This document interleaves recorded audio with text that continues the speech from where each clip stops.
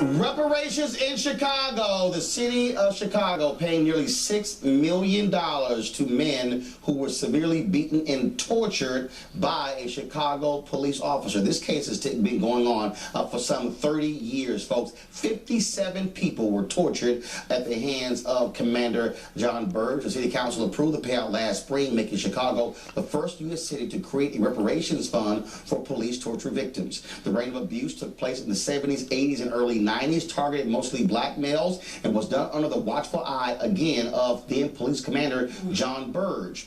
What lies in the wake of Burge's torture tactics are men with broken lives, dreams, and hearts. I've never been able to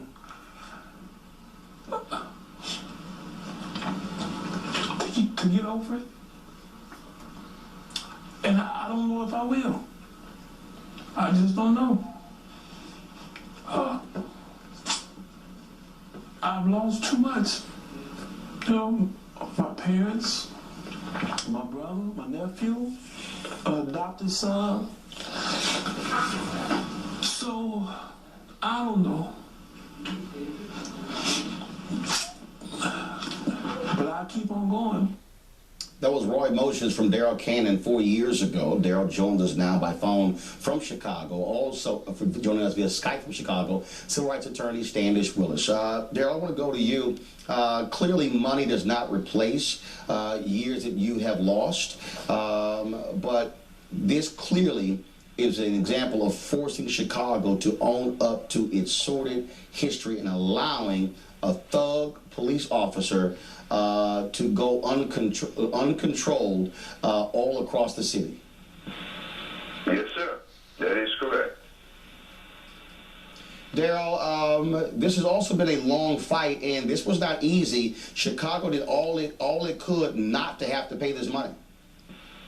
Yes, they have. And, you know, Chicago has a dubious reputation when it comes down to the police department, going all the way back to Fred Hampton days when Edward B. Hammerhand, personal police force, invaded Fred Hampton's apartment and killed him and Mark Clark. And you can go back even further than that to the 1968 Democratic Convention, where police, it was a police riot.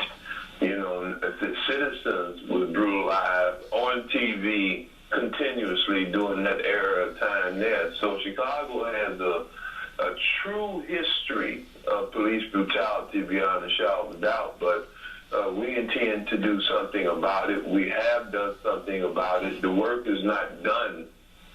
This is just one step up the ladder when we got the reparations approved, and now we've taken a second step up that ladder now that they're starting to implement the negotiation that we did concerning reparations. And for you to have a man like Stan Willis on, a black man who dared to even think or utter the word reparation is a blessing, you know. So we still continue to work. Reparations is not over with by any means, because we intend to stay on the case and to try and do any and everything we can to bring to justice other detectives like John Byrne, Peter Dignett, you know. So please know that this is not over with by a long shot. I want to go to Stan now. Stan, this is certainly a big legal victory for you and others. But again,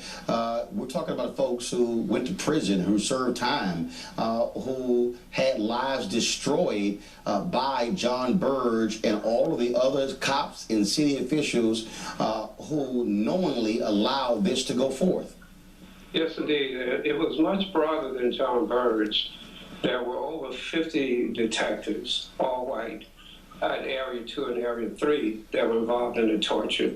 There were prosecutors who would come down to determine if a certain person should be charged, called felony review. So the state attorney's office was involved.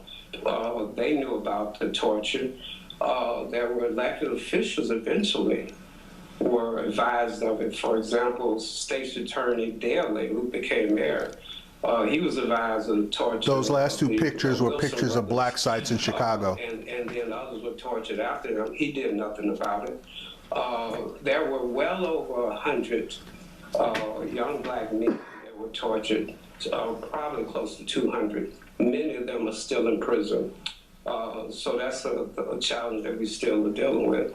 There were judges that heard testimony over and over again at 26th Street and at Markham particularly, where young men were coming before them testifying that there was detectives out of Area 2 that were using devices, electrical devices, where they were attaching clips to electrical device, and they were attaching these clips to their earlobes, to their testicles, to other parts of their body, and then they were electrocuting them. They were taking bags, plastic bags, like garbage bags, and they were putting these bags over their heads, and they were suffocating them, and they would pass out. They had cattle prods, which is an electrical device. And so these judges are sitting there, and they're hearing this from various detainees, but no judge said, wait a minute, I've heard this. These people don't know each other. These are the same modus operandi. So something's going on here, and I'm going to get to the bottom of it. No judge did that. So many people knew about it, and nobody did anything about it. Daryl, is that what also drives you crazy, is that you had folks who were, for years, saying what was taking place, and a blind eye was simply turned and a deaf ear? Oh, absolutely. That's Chicago politics. This is an ongoing process that continues to be a problem even today. We just had a judge a couple of weeks ago exonerate a commander who DNA proved that he did, in fact, put this gun in a youngster's mouth as part of the problem that we've had here in Chicago. And this judge dismissed the case, saying that the commander and his interactions with the alleged suspect somehow was able to transfer the saliva from the detainee to his gun during the course of his duty, but she don't believe that the commander put the gun in his mouth, and she dismissed the charges. Now that's ludicrous. That is simply outrageous. And this particular judge, come election time, we intend to make an issue of this fact that this judge just insulted our intelligence, what he's been doing for years. All right, then. Well, it is certainly, again, $5.5 million that was awarded. Daryl, that can't replace those lost years as well as all that pain. But we certainly thank you for joining us, Stan. We also thank you for your hard work, and keep the fight going. Yes. 5.5 million. That is ludicrous. You need to multiply that by 10. Now, where the hell is Sheriff David Clark? Because he was the one Negro who declared that racism was over from the 1960s. And Chicago is basically just about a three and a half hour drive down from Milwaukee. So unless there are soundproof, newsproof borders around the county of Milwaukee, judging from just this particular interview, Sheriff David Clark basically has his head up his ass and will not acknowledge the facts as they are being presented.